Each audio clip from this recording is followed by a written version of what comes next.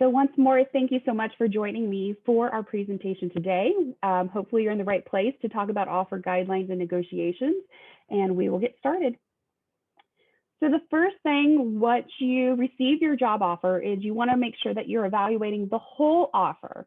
So you might be thinking that the million dollar question really is, would you want to do this day after day? So if you're accept a job offer, you're going to have to put probably at least 40 hours of work into the position each week. So you want to keep doing this each day. So some questions to ask yourself when you are considering a job opportunity: do you have a good idea or understanding of the job responsibilities and how you'll be spending your time? Do you like the people that you met, whether it was virtually or in person? Can you see yourself working with those individuals? Would the job be challenging and rewarding? Is this a good fit for your skills and interests? Does this fit with your long-term goals? And what is the potential for advancement if that's of interest to you? So these are other questions to be considering outside of course, location and salary, but these are also very important questions to be asking yourself. Also want to highlight our ECS offer guidelines. So I will start by saying that these are truly just that, guidelines. We do recommend that employers abide by these, but we cannot enforce them. But it is a strategy that you can use when you are trying to negotiate your offer and perhaps you need more time to consider an offer. So this is what we make publicly available to anyone, students and employers alike. So you can see we have it open in 3 different categories: summer programs, internships or co-ops, fall interviews, and spring interviews. So right now we're in the spring interviewing time. So what is it for? Full-time internship or co-op offers in the future. So if the offer is made prior to March 15th, our office recommends, and campus as a whole, I should say, recommends that the offer should remain open until April 1st or later. If the offer is made after March 15th, we recommend that the offer remain open for a minimum of 2 weeks after the offer is made. Again, highlighting that these are guidelines and we cannot enforce them, but you should feel empowered to use these as recommendations to an employer when you are requesting for extensions on your deadline. Feel free to refer to this information. And if you're not sure how to quite say this to an employer, feel free to follow up with our office and an advisor, and we can help you craft a message to send to that employer to incorporate this information. Reneging on an offer is bad for your career. So if you haven't heard this term before, a renege is backing out of an offer that you previously committed to. So you accepted a job opportunity or an internship opportunity, but you made an acceptance, whether it was verbal or in writing. You made an acceptance, and then after the fact, you decided to decline for whatever reason. So that is bad for your career. And for a few different reasons. There are consequences that come with that decision. Ethically, it's just a poor practice to do, but then there are some consequences that can occur within our ECS office, such as losing access to Handshake for a minimum of 1 semester. So if this is something that you feel like you might be facing given a particular circumstance, I would encourage you to meet with an ECS advisor and talk through it. Nothing is ever what we'll say is black and white, straightforward a lot of times in these situations. And you could be in a situation where there are multiple layers going into your decision about whether or not you should renege on your offer. And we're happy to hear you out and make a best recommendation and provide you with all of the information, the objective information that you need to make the best decision. So feel free to circle back with us on this topic. So let's go through an example. I feel like that's usually the best way to demonstrate the benefits of negotiating your salary. So in this particular circumstance, we'll say that he negotiated his salary and she didn't for the exact same opportunity. So again, with our 2 candidates, we'll say that he negotiated, she didn't, and we'll assume that each of these candidates had the exact same amount of experience, same amount of knowledge, had the same degree, everything. But as you can see, she accepted her offer as is at $36,400. He was able to negotiate up a few $1,000s to $40,560. So already there's a difference in the pay gap of about $4,100. Over 10 years, he's made more than $50,000. And that usually comes into play with annual raises and that type of thing. But that simple $4,100 over that period of time really adds up. So it's really important that you do try to negotiate your salary from the beginning if you feel that that is important and that it's something that you should do. So, and it is something that we do recommend that everyone do try to negotiate their salary. And a lot of times, many times, employers do anticipate that people will try to negotiate their salary. So it is something that the employer is prepared for. So you should feel pretty confident going into that ask that it'll be received positively. All right, let's talk about the steps to negotiation. So there's 4 steps to salary negotiation. So the first one is know your value. Secondly, benchmark your salary and benefits. Third, know your strategy. And 4, practice, practice, practice. So that first one, know your value. You are your own brand. So when you go into these conversations, employers can't pay you extra because you ask for additional money. You have to be able to speak to what it is that brings about that extra money. And that's going to be your past experiences.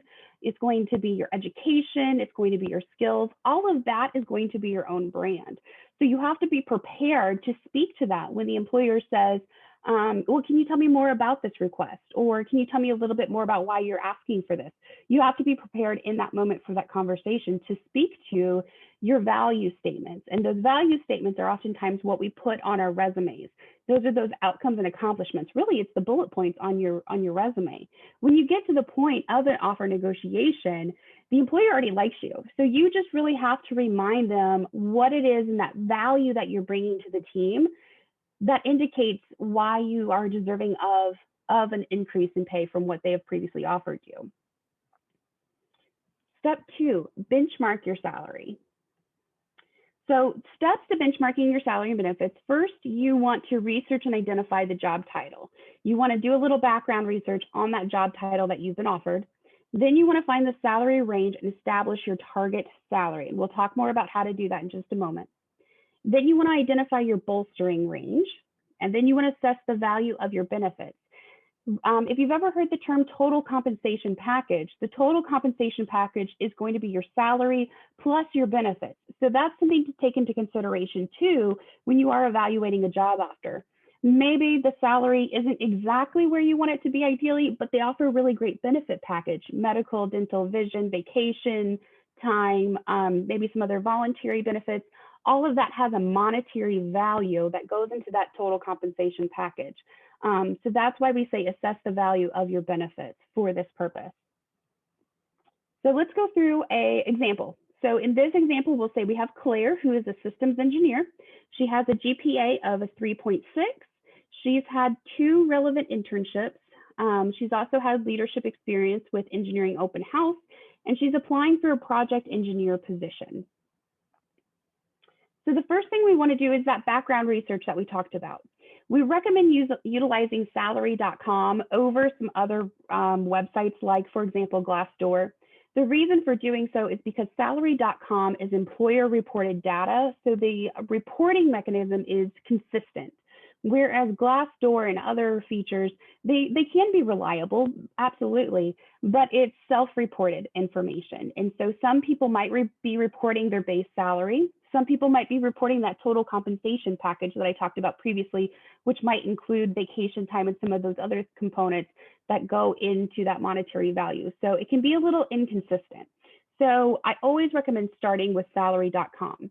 And on the website, kind of how you see, this is a screenshot, you can type in the position title and location. And it's pretty good at identifying most locations where students are looking for or receiving offers.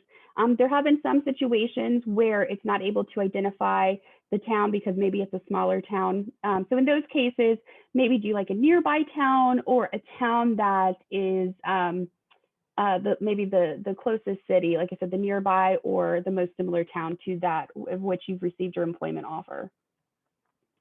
So we've plugged in the project engineer. This is what it shows back to us is a sample job description of a project engineer, some of the requirements and responsibilities for the opportunity.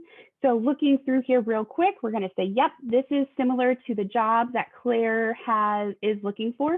And we're going to say, this is the one. So we're going to click on this to see that salary data. And so this is how we're going to set that target salary for Claire. So this is what salary.com has reported back to us. So we kept it, for this example, we kept it with the national average. We didn't plug in a specific location, but it shows us that the national average is just over 67,000 for a project engineer one. So again, this is one tool we're going to use when we're trying to discover our target salary and bolstering rate. So this is, again, one tool that we're going to use, but it says a little over 67,000. Another tool that we're going to use is the data from the Illini Success Survey. Now, I will say that the information you're seeing on this screen is outdated. Our office definitely has updated information, so feel free to check out our website for the most recent data as relevant to your major and information. But for the purposes of this example, we're going to look at general engineering, and it tells us that the average salary from those most recent Illini engineering students who graduated was 64,000, almost 65. So again, this is another tool we're going to use in determining that salary. So the first one told us a little over 67. This one's telling us just below 65. So pretty similar. So with that, what we're going to think, okay, what is a realistic salary for Claire? We're going to go with that 67,000. Again, we looked at the national average, we looked at our Illinois specific data, and based on Claire's previous experience, again, those two relevant experience, the leadership experience, we're going to go with 67,000 for Claire. So now let's talk about that bolstering range that we talked about earlier. So the bolstering range should start with your target salary and then stretch upward. So again, for Claire, that target salary is 67,000. So that's going to be the bottom of the bolstering range. And then we're going to move upwards from there. So when we enter our offer negotiation, we're presenting it with a range instead of a very specific number. So for Claire, we might say that the bolstering range is 67 to 72,000, 75,000. Kind of a tip on average, employers usually can't offer more than 10% from what they offered you in their original offer. So kind of keep that in mind. But we're going to go with 67 to maybe, like I said, 72 for our bolstering range for Claire. Oh, in our example, it goes with 73. I was close. So the bolstering range we're going to go with is 67 to 73,000 for Claire, knowing that the bottom of the range is our ideal salary, that's 67,000. So step 3, know your strategy. So we've already determined, we did our research, we know what salary we're really looking for, that's 67,000. Now we need a strategy to enter this conversation. So here's some tips. Many companies will ask for salary requirements on the job application. We recommend do not plug in a number. So to get around this, leave that box where it asks for that salary, leave it blank if you can. Or if the field is mandatory, enter a dash or a 0. There are several states, such as California, Delaware, Massachusetts, and Oregon, and even some cities where asking for salary history is illegal or will become illegal. So feel free to research equal pay laws with the local government for which you are seeking employment. So what do you do in those situations where the employer is asking for either your salary history or your anticipated salary for a position? As you can kind of see from this graphic, we want you to deflect. So if they're asking, what are your salary expectations? Can you tell me about your salary history? I need to know the salary in order to make you an offer. We want to deflect from all of these questions because in the end, the answers to these questions aren't rooted in what's going to be able to pay you based on your experiences for a specific job. Just because you got paid something in a previous position doesn't dictate what you're going to get paid in a future position with a different company. So we want to make sure that we are deflecting these questions throughout the interview process and saving this conversation for when you're actually made a job offer. Again, if you have any questions about this particular topic, feel free to type it into the chat and we can definitely get to it at the end of the presentation. So we're going to go through a different couple of scenarios and we're going to have a different couple of responses. So as we go through these, feel free to do a screenshot or take a picture of some of the samples, especially if you feel like you might find yourself in a particular situation. So if your employer asks you to share your salary expectations or your desired salary, here are some possible responses. I'd like to see if I'm a good fit first before we discuss salary. I'd like to learn more about the role before I set my salary expectations. As we move forward in the interview process, I would hope and expect that my salary would line up with market rates for similar positions in this area. I'd appreciate it if you could make me an offer based on whatever you have budgeted for this position, and we can go from there. What is the salary range for this position or similar positions with this workload in the organization? So you can kind of put the question back on them. And before we can come to an agreement, I need to know more about your strategy for compensation, as well as confirm my understanding of the results where you're looking for. Can we hold that question for a bit? Again, deflecting this conversation. So for the negotiation process, so we're going to say, Claire got the job. Great. Now what? Now we need to prepare to enter the negotiation conversation. So first, always acknowledge the offer and be professional and very thankful in tone when responding. So in this example, we're going to say, thank you for offering me a position as an engineer 1 in your department at the annual salary of fill in the blank. After visiting with your office, I have confirmed my interest in launching my career with a successful organization such as yours.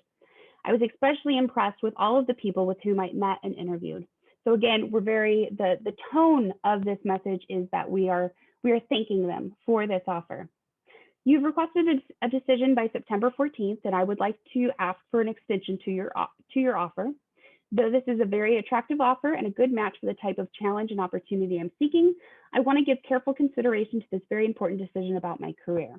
So we've gotten the offer. We want to ask for an extension to make a consideration on this offer, because perhaps you want to bring the offer to ECS, have it looked at, you want to talk to those closest around you to discuss it. There could be a number of reasons for wanting to do this. Perhaps you're in the interview process with other companies and you're waiting to hear back.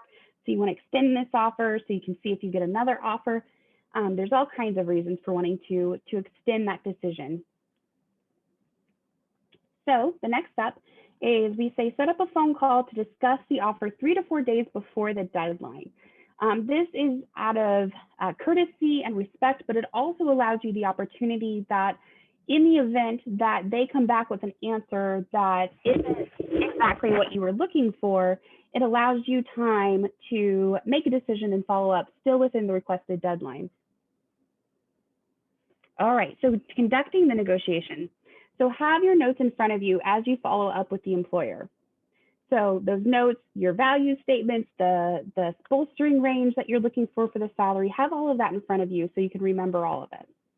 Have a prioritized list of what you want to negotiate for and in what order. So you might be saying, well, what else can I negotiate? You can negotiate a variety of things. Sign-on bonus, relocation bonus. Some companies will kind of form that into just one bonus. Perhaps you might be able to negotiate vacation time if you have something if you're getting ready to graduate, but you already have a trip planned. Sometimes that information can be negotiated, like a start date or whatnot. So have your list prioritized of what it is that you want to negotiate. Also anticipate any employer objections to the things that you're negotiating for. So kind of play it out and have different scenarios for how the conversation might go. So prepare for responses based on what you are bringing to the table.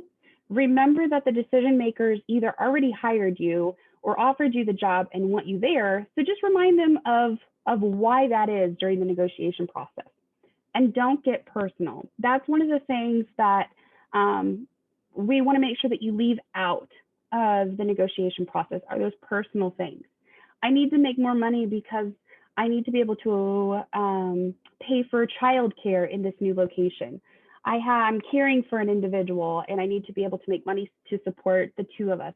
Those personal reasons for wanting an increase in salary, those are while they might be important for you and might be a decision maker in your decision for this company and this position, it's not a negotiation strategy. So again, those personal things you should not include into the situation. If you have a special situation that you kind of want to talk through, again, feel free to speak with an ECS advisor and we can help coach you on what is and what is not appropriate in the conversation. And practice makes perfect. So again, play the conversation out in your head a couple of times. So if they say yes, if they say no, if they say, well, I need to think about it, practice saying it aloud too. So the more you can practice it, the more confident and comfortable you'll be with however the conversation goes. You can also practice with our office. Like I said, practice with a friend, a family member, our office. You can do it in a variety of ways. So here's a sample script. I received your offer letter and I'm very excited about the opportunity to join your company. As I conveyed in my interview, this is exactly the type of position I was seeking and it matches my interest, skills, and qualifications well. In reviewing the offer, however, I'd like to discuss the salary. I've been doing a lot of research and the base salary information I have found for this position for someone with my qualifications and experience ranges from $67,000 to $72,000.